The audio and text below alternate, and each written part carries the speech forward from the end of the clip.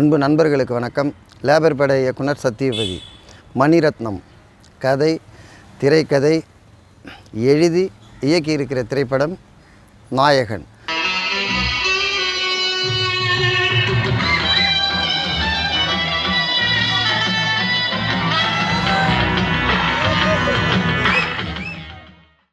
கால் நூற்றாண்டுக்கு முன்னாடி 1987 ரிலீஸ் பண்ண படம்.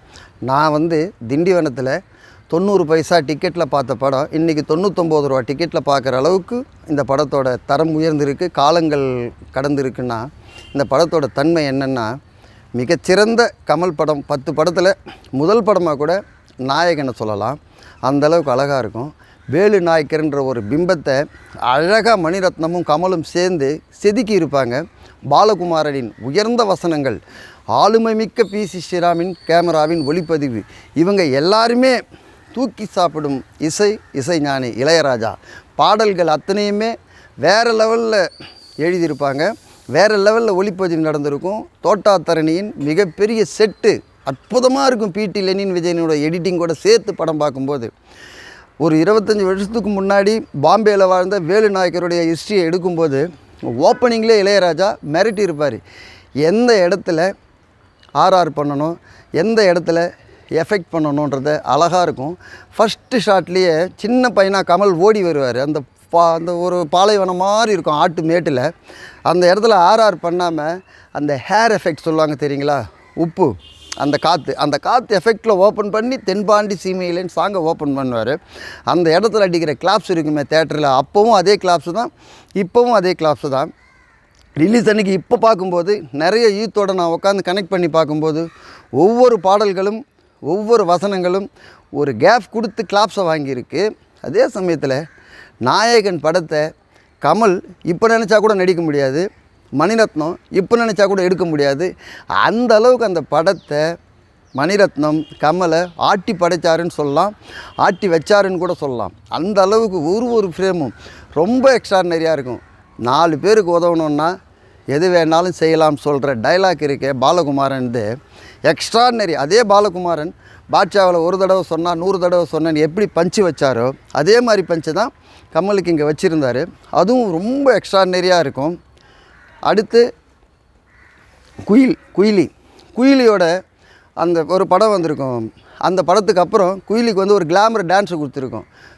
நிலா அது வானத்து மேலே பலானது ஓடத்தினாலேன்னு அந்த சாங்கை இப்போ நம்ம கமலா தேட்டரில் பார்த்ததுனால ஆடியன்ஸுக்காக ரிப்பீட் போட்டாங்க. மிக டான்ஸோட அமக்கலமாக இருந்தது அந்த சாங்கு. இப்போ இருக்கிற 5.1 டிஜிட்டலில் பார்க்கும்போது எக்ஸ்ட்ராடினரியாகவே இருந்தது. ஒரு அந்த ஸ்டெப்ஸ் இருக்கும். கமல் உணர்ந்து நடிச்சிருப்பார். பொண்ணு கோபமாக ஒரு சீன் வரும்போது பொண்ணை அடிக்கிற அளவுக்கு போயிட்டு கழுத்தில் கையை வச்சிருவார். வச்சுட்டு லைட்டாக தட்டி கொடுத்துட்டு வெளியில் எடுப்பார். அதெல்லாம் கமலை தவிர யாராலையுமே பண்ண முடியாது. சின்ன வயசில் நாங்கள் இந்த படம் பார்க்கும்போது, இந்த படம் வந்த நேரத்தில் இந்த நாயக்கர் ஜாதியை தூக்கி பிடிச்சிருக்கும் பார்த்தீங்களா அந்த படம். நாங்கள் எல்லாமே ஒரு நாயக்கரை என்ன பண்ணுவோன்னா, அதுக்கு முன்னாடி கிண்டலாக கூப்பிடுவாங்க நாயக்கரன். இந்த படம் பண்ணுவோம், வாங்க நாயக்கரன்றதை சொல்கிற அளவுக்கு இந்த படம் நாயக்கருடைய ஹிஸ்ட்ரியை தூக்கி நிறுத்தியிருக்கோம். ஜாதியம் இருந்ததுனால தானே ஜாதியை பற்றி பேசுகிறாங்க. இப்போ எவ்வளோ பெரிய நாயக்கர் எவ்வளோ நல்லதெல்லாம் மேல் ஜாதிக்காரர்கள் செஞ்சுருக்கிறாங்கன்றதை இந்த படம் அப்பயே காம்ப்ளிமெண்ட்ஸ் இல்லாமல் மணிரத்னம் சொல்லியிருப்பார். ஒவ்வொரு வார்த்தையும் பாலகுமாரனின் ஆளுமை அழகாக இருக்கும். எந்த இடத்துலையுமே ஒரு இடத்துல பொண்ணு சொல்வா, அடிக்க போகும்போது பொண்ணு ஜனகராஜ் அடிச்சிடும் கமல் பொண்ணு. அப்போ கமல் சொல்லுவார், யார்கிட்ட கை வாங்குறான்னு. ஜனகராஜ் சொல்லுவார், பா நம்ம சொல்லி கொடுத்தது தானே, நம்மக்கிட்ட இருந்து வந்தது தானேன்னுவார். அந்த இடம் பாலகுமாரனை தவிர யாராலையும் அதை புரிந்து வசனம் எழுத முடியாது. ரெட் லைட் ஏரியாவுக்கு கமல் என்டர்டைன்மெண்ட்டுக்காக போவார். அந்த விபச்சார விடுதிக்குள்ளே போகும்போது கமல் போகும்போது ஒரு சின்ன பொண்ணு கமலை நடக்க அந்த பக்கம் இந்த பக்கம் போக விடாமல் இப்படின்னு ஒரு ஸ்டெப்பு கொடுக்கும். அந்த ஸ்டெப், அந்த மூமெண்ட்ஸ் மணிரத்னத்தை தவிர வேறு யாராலையுமே அங்கே திரைக்கதை பண்ண முடியாதுன்றதுக்கு எக்ஸ்ட்ராடினரியாக இருக்கும். நான் சிரித்தால் தீபாவளி இந்த பாட்டு மிகச்சிறந்த ஒரு டான்ஸ். அப்பயே ஒரு கிளாமராக இல்லாமல் கிளாமரோட மூடுக்கு ஏற்ற மாதிரி கொடுத்துட்டு அந்த சாங்கிலே எடுத்துன்னு சரண்யாவை என்ட்ரி கொடுத்துருப்பார் மணிரத்னம். சரண்யா பேசுகிறதெல்லாம் சூப்பராக இருக்கும். நான் படிக்கணும், சரி நீ படி, இந்த மாதிரியான வசனங்களை கேட்டு 30 வருஷத்துக்கு அப்புறம் தேட்டரில் பார்க்கும்போது ஒரு ஃபுல்ஃபீலாக நமக்கு இருக்குது. இந்த நாயகன் தமிழ் சினிமாவை அப்போவே உலகத்தரத்துக்கு கொண்டு போயிருந்தது. நம்ம நினைக்கிறதெல்லாம் பார்த்திங்கன்னா ஒரு சின்ன ஒரு விஷயம் மணிரத்னம் சார் பண்ணியிருப்பார்.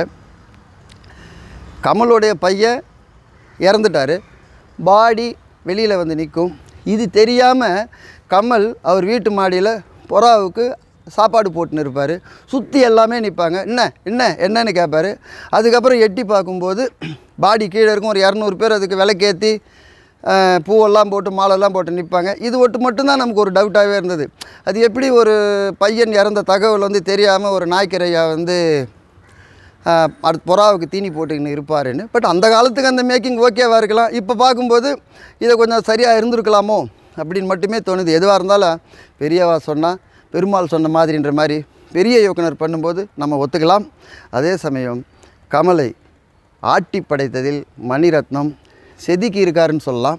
உணர்வாக அப்போல்லாம் கமலுக்கு பார்த்திங்கன்னா அந்த படம் வரும்போதெல்லாம் 35 வயசு இருக்கும். 35 வயசில் 65 வயசு கிழவனாக நடிக்கிறதுக்கு உண்டான உணர்வு பொங்கக்கூடிய காட்சிகள் அதெல்லாம். இந்த சிப்பிக்குள் முத்தெல்லாம் பார்த்திங்கன்னா ரொம்ப அழுதுருவீங்க, அந்த அளவுக்கு இருக்கும் சிப்பிக்குள் முத்து நடிப்பும். அதே மாதிரி நாயகனும் எக்ஸ்ட்ராடினரியாக இருக்கும். கமலோட கேரியரில் 10 படத்தில் நீங்கள் முதல்ல ஒரு படம் சொல்லுங்கன்னா நாயகன். இன்னும் இந்திய இயக்குனரில் சிறந்த இயக்குனர் யாருன்னா நம்ம மணிரத்னத்தை சொல்கிறதுக்கு பெருமையான விஷயம். இப்போ இருக்கிற யூத்துங்களும் ரசித்து படம் பார்த்தாங்க. இப்போ போயிட்டு 5.1 7.1 இந்த படத்தை டிஜிட்டலில் பாருங்கள், எக்ஸ்ட்ராடினரியாக இருக்கும், கொண்டாடுவீங்க. நன்றியுடன் லேபர் படை இயக்குனர் சத்யபதி.